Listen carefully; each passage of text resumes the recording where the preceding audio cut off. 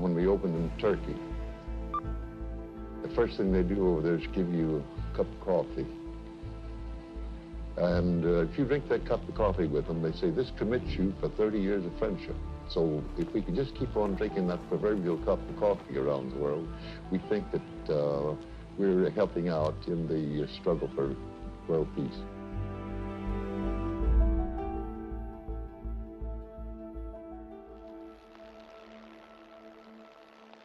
I think his vision is that it goes with his business philosophy, but also his philosophy of life.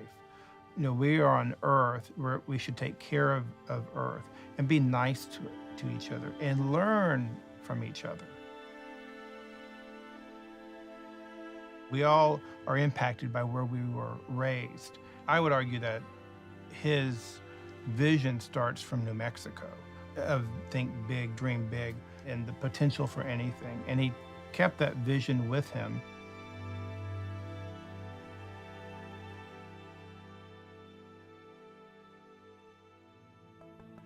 The Hilton effect is a combination of the effect that Hilton has had on the business traveler, and I think they've defined the business travel industry for many years.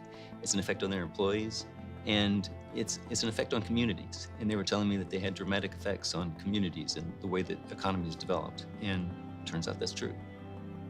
The Hilton effect, for me, is just the positive impact that Hilton has had on the world in the last 100 years. I think about the opportunities that the people of this company have had that are here now and that have come and gone and contributed on the environment around them. Not a day goes by where I don't hear a story of a team member or a hotel having a positive impact on the world around us. The special thing about Hilton is that over half of our leadership got their start in the hotel business when they were very young. I started in March 1967. I've been working at the Hilton since 1987, so it's just about 3 decades. Whilst we're a big organization, we feel and act like a small organization, you know, which means you have to spot talent and take a risk and take advantage of it.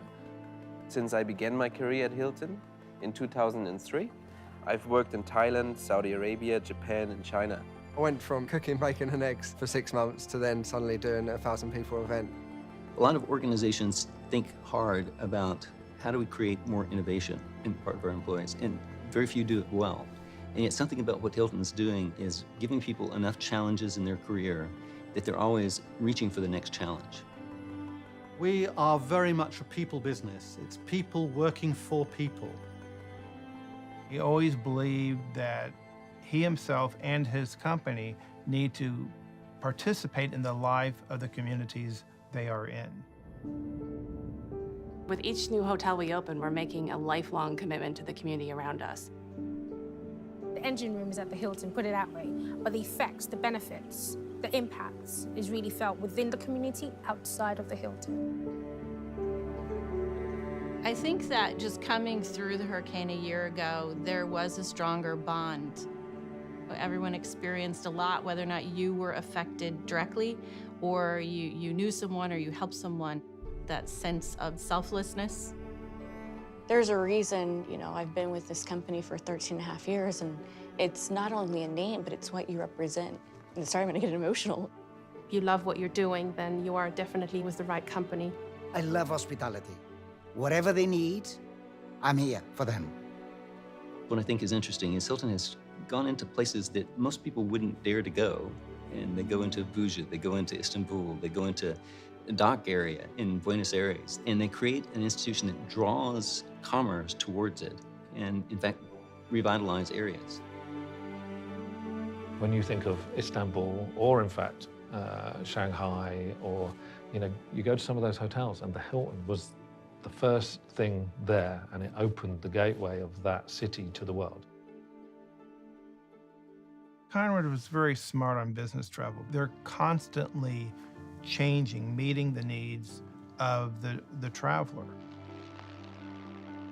It's the company that's probably done more to advance business travel than anyone else. And this is something Conrad Hilton was explicitly thinking about at a time when Cesar Ritz was catering to the nobility of Europe. But Hilton has been very targeted on business travelers from the beginning. So first air conditioner in hotels, first televisions in hotels, first minibar in hotels, they're Hilton. If you look at the legacy of this company, in so many ways, we invented the business as you know it today. I mean, somebody had to figure out how to do a full-service hotel, to connect meeting space and food and beverage with rooms, which we take for granted today. Lot of organizers come here, and they tell us the service is no comparison. The route to better customer experience is innovating on the room and technology, but ultimately, it is if our customers feel a difference when they interact with our team members, and that's why culture is so important. We have a team, 380,000 and growing, who really have pride in what they do. They have amazing passion for what they do, no matter what their job is, and that their contribution means something, and that together we're all having an immensely positive impact.